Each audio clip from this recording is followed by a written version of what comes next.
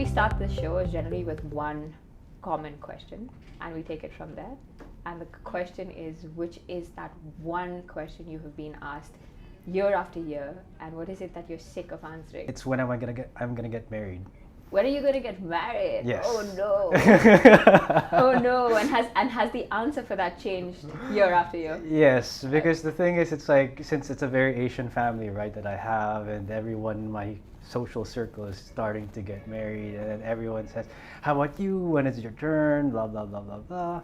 I live in San Fernando, where it's like, that's where most of my businesses are. I spend 1 to 5 days, most of the week there, right? So it's rarely that I come to Manila, but instead of coming to Manila, I usually go diving on my free weekend. So there's really no chance to meet people these days. But it's okay. It's worked for me. I've been happy, very chilled out, doing mostly what I want to do. But I think if it's time, it's time. That's solid. You feel like that's been your stance on marriage the whole time? Or is it with every year passing by that you feel, as you grow older, you feel more stable about what you want? Exactly. It's like, it's worked for me for the longest time. Yeah. And I think there's so many things that I still want to do with my life. And so far, this setup works for me. I like traveling a lot. So sometimes these days I tend to travel almost like every other month when I can, not just for work, but also for leisure, because I get to see everything. Because travel just teaches you a lot of things about yourself and about everything. What is your favorite part of, let's say, travel? Getting lost. Getting lost. Nice. I like not having a plan. Yeah. I like waking up one day and I'm just gonna say, what am I gonna do today? Take it, as I go. And then basically, if I think about going somewhere, you just go there, and then you get lost along the way because you pass through the city or this town, and you're like, you know what? I want to spend 1 hour here having coffee and just look at people and I want to spend one extra night here. Exactly. And figure it out. Exactly. So it's not having I like not having a plan when I travel. You just basically do whatever you can and experience as much as you can, and getting to be part of the local culture. So do you believe in today's global citizen concept? I do so. I do. Not everybody, but a large part of the world is becoming quite fluid and becoming quite alike. I feel like the content we're consuming is pretty much the same around the world. Exactly. You go to Instagram, Facebook, and all these social media outlets. I feel like Netflix has such a big role to play in all our lives. Exactly. It's made content also very accessible to so many, and you just experience all these cultures just by looking at your handphone or your computer or whatever, and you just experience everything. But do you feel like it's changing? You know the concept is changing. Travel has become sexier, has become a conversation that most millennials want to talk about, and maybe the next generation as well. I do think as a generation, everyone's become a little more financially conscious now. I do think the old school investments are not as attractive to a lot of them. True. So how let's say a younger employee or somebody who looks up to you and says, I wanna walk in your footsteps. How do I do this? I don't make as much money, but I make a substantial amount which can go into the old school form of investments, or whether I kind of start saving to travel. What advice would you give them? I always tell, at least those who've asked me, it's always priorities and financial discipline. I think the allocation of how the older generation would do things will be different from how the newer generation would go about things.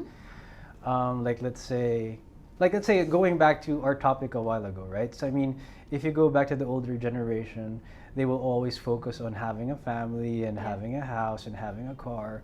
It's true. It's important. Obviously, I agree with it. But then, not everyone will want to go about that direction from the get-go, right? So the newer generation will want to explore things.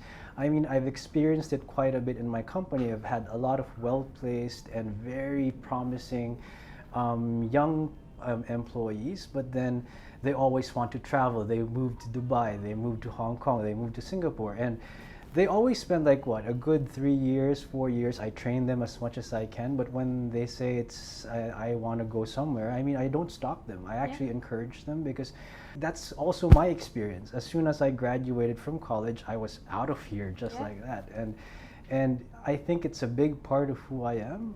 Eventually, obviously, I went back here, but for those of my employees who have those priorities, I can't dictate to them what their priorities should be, right? So everyone has different mindsets. So that's what I always tell them. So the moment that they say it's time to go, then I tell them, okay, good luck.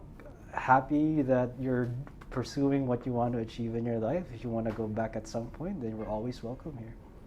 But is traveling to, let's say, a Dubai, Singapore, or Hong Kong, like an upgrade from a standard of living perspective, or is this from a let's throw ourselves into the unknown? Because initially how you started this conversation was with not knowing what's next, right? Correct. That's a very different high.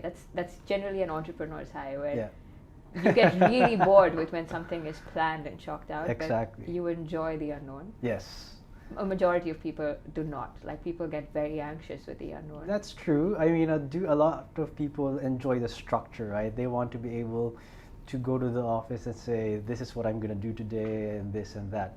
As an entrepreneur myself, that's the reason why I also started my other projects outside of real estate in the Philippines, right? Like I've mentioned before, I do have my solar project now, and it was one big unknown for me when I started the project. I didn't even know the basics of doing an energy project except for what I learned in business school about it, and I was just studying everything day by day. There were so many surprises along the way, so many problems and so many setbacks, but then I think that's the part that I enjoyed the most out of it, just having something different to learn, because you always want to be growing, right? So I mean, at some point, at least from my mindset, if I keep on learning and doing the same thing again and again, I'm not growing. And I like that growth. I like to be able to challenge myself to do things and experience things and figure things out by myself. This I have come to learn with age, right? I think when I was younger, I thought this was the only way. It's pretty similar for me. If somebody tells me to do this, it's already a no in my head. I was like, no one can show me which direction to walk. I will figure out the wrong way, I will enjoy it, I will make a mistake, turn back and come back if I have to. Exactly. But you can't tell me to walk this path. Exactly. But I think with age I've come to respect that there are people who thrive in structure, which is horrible for me, but I kind of I'm now beginning to learn with people who can plan, forecast, and say, this is what I want from my life 10 years from now. You can have longer term goals, you can have medium term goals, but the thing is, for me, knowing that this is what's going to happen to me in 10 years is actually quite haunting. Because you spoke about solar energy, let's maybe kind of go back to that. How did the need come about in 2015 when you started this whole project? Did you look at it as an opportunity, or did you feel like it was something that not enough was being done about it? Well, both. Okay. Since I was in business school, I was always interested in renewable energy. Okay. Mostly because I thought that, at least here in the Philippines back then, there was still a lot of energy shortage. Yeah. Obviously, I didn't have the financial capacity to build like a nuclear power plant or a coal-fired power plant. That's beyond me for sure. And at the same time, I didn't necessarily believe in those technologies. Sure. So when I started looking more intensely at renewable energy, then I started to zero in on hydro projects or wind projects and then solar projects. And then more candidly, I was at a wedding getting drunk with one of my friends, and I said, I hadn't met for a long time, and I asked him, hey, what do you do? Hey, I just happen to be investing in solar energy projects in the Philippines. And I was like, really? Yeah. And how do you go about it? And he just gave me a brief overview, and I just realized, you know what? This is mostly real estate. Yeah. I mean, the entire process of building a solar plant is actually very similar to real estate, but instead of building houses on your property, you build solar panels. And so I started from there, and I was like, you know what? I don't know the least bit about solar energy at this point, but I'm gonna figure it out. And then as I went along, I started to realize the similarities between real estate and doing a solar project, and I just, I basically relied on that expertise that I have in real estate just to be able to push this solar project into completion, and hopefully by the end of the year it's going to happen. There are now large enough institutions kind of looking at this from a finance point of view and saying, this is so that your business makes money in the future and you don't lose money, hence you have to turn sustainable or green at this point. Exactly. And are you beginning to see a change in those conversations, or is it still very early for the Philippines? I think it's starting to happen. Even like let's say for a lot of the listed companies, I've seen a lot of the announcements being made by the major Philippine holding companies that they want to migrate from their current mindset to a more greener mindset. Yeah.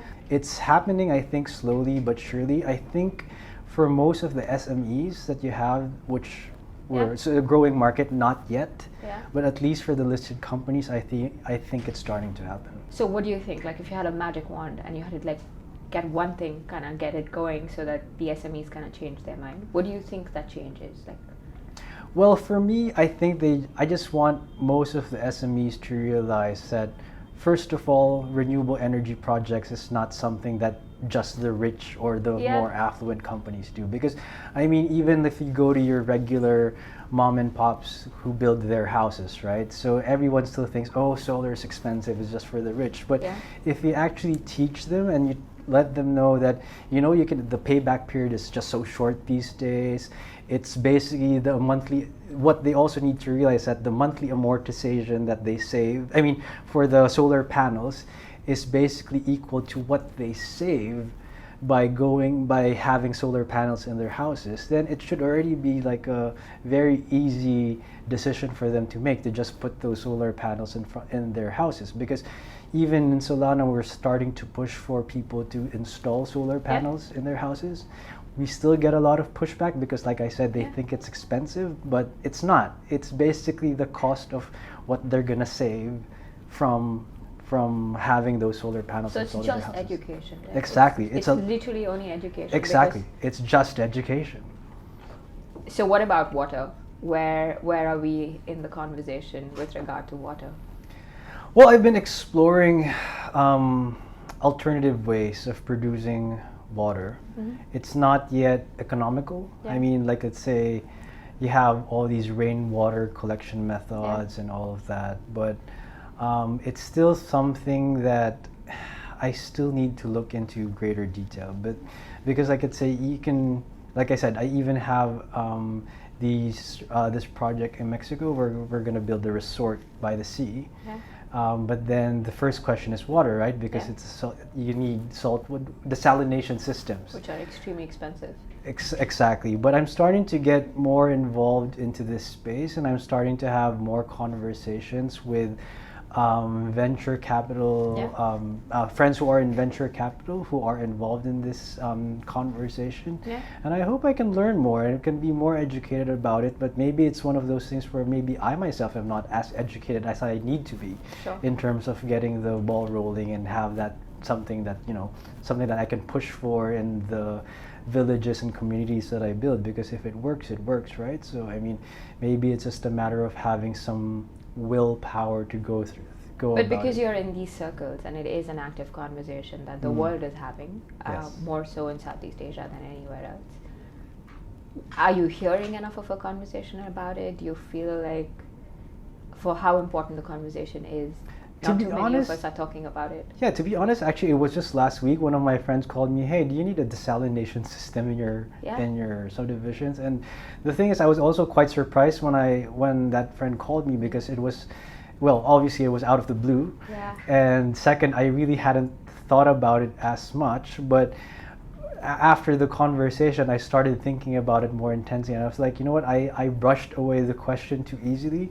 Maybe I should have spent more than 5 minutes talking with him about it, and maybe I'm just going to go back to him and just say, you know what's the technology, how can we make it work, and how does it apply to the communities that I build, so maybe I can help you push for it. So it's really, I think, just a matter of listening sometimes and just understanding, you know what, maybe the communities that we build at Solana are already working, but maybe there's something more that we can do, like create more value and just really creating sustainable communities. Because sometimes people think that sustainable communities are just, again, it's one of the conversations that you have only for the rich and the affluent. But you know what, maybe, just maybe, it's about time we also have that conversation trickle, and not just trickle, just really, cascade already. But because you're in this space, do you feel like, I feel like this part of the population is feeling the change the most, right? They're the ones who maybe not directly, but have families, friends, everybody who are affected by it in different ways. Yes. Do you think they know it's because of this, or it's just a natural calamity like that has happened over the decades? And I wish people would care more. But if it affects you, you have to care, right? Yes, exactly. But the thing is, sometimes I think the greater bulk, and I don't mean this to generalize, but I do sometimes feel that people always want the solution to come from somewhere else. Like I said, I always believe in small things that we could do to make a difference, because not everyone is in the position to actually make policy changes. Not everyone is in the position to make huge financial investments that will solve these problems. But you know what? It's the little steps and the little building blocks that everyone does, and the collective action that we do that can maybe will make the difference that we're all looking for. Have you been following Greta's journey around the Pacific? So from Sweden to New York now, and the 16-year-old climate activist who's saying that no one is small enough anymore. Exactly. That everybody has to get into panic mode and realize that yes, you make your small changes. Yes. But all of us, when we panic together, is when we will look at our government and say, change something. Exactly. And especially, I don't want to get into a political conversation, but I think it's one of those things where we still have a long way to go in terms of having all these policy changes. Like I said, for instance, in the renewable energy space, we don't have any more incentives for us to push through, like say with a solar project, right? Unlike what we had back in 2016. But like I said, so a lot of the investors pulled out of the Philippines when that happened, right? But I insisted. I said to myself, you know what? This will work. At some point, this will work. And I insisted on working on my project for the last, 3-4 years? Yeah. And finally, I believe I'm in the position that I can make it happen now. Yeah. So even if I didn't have to rely, or I don't have to rely on the government for it to happen, I can say, you know what? I made it work at some point. I mean, I think everyone has to have that mindset. Maybe the government won't always listen to the policy changes that we're looking for, but you know what? Maybe just by ourselves, if they won't help us, we can help ourselves. And I think it's an important thing to understand. People should realize, if someone else won't help you, learn to help yourself at some point. Figure it out. Exactly. Start somewhere. People will come by. Exactly. I mean, I think I'm very hopeful. I'm in panic mode, but I'm hopeful because I think countries are finally declaring emergencies. Yes. It's beginning to happen. Philippines spoke about declaring a climate emergency a couple of months ago. Mm-hmm. It's not happened yet, but maybe it is all going to happen together and really quickly. Yes. And front runners like you, hopefully, who started work 4 years ago, will get the push and will get the momentum that maybe this cause actually deserves. I do hope so. So starts with the small things, like I said, and I think that's the one thing that I have to push for. I started it with my employees. Even in my company, I banned single-use plastic inside the office, and I want to find them if I see single-use plastics. But I mean, you have to start with these small things. I don't like straws, so I gave everyone metal straws in the office. So I mean, it's one of these small things that we can do as small business owners, right? So I mean, it raises awareness. Not everyone in my company was aware that it was actually a problem, and when I started doing that, they started thinking about it. And it's just really, sometimes maybe we just have to start thinking about it first and foremost, and then we start to be more conscious about it, and then when we're more conscious about it, we start making more changes to what we're doing. No, true. Fantastic. On that note, it was great having a conversation with you. No problem. Thank you so much for holding the beacon and running right up in front so a lot of us can follow you. Sure, no problem. Thank you very much again for having me.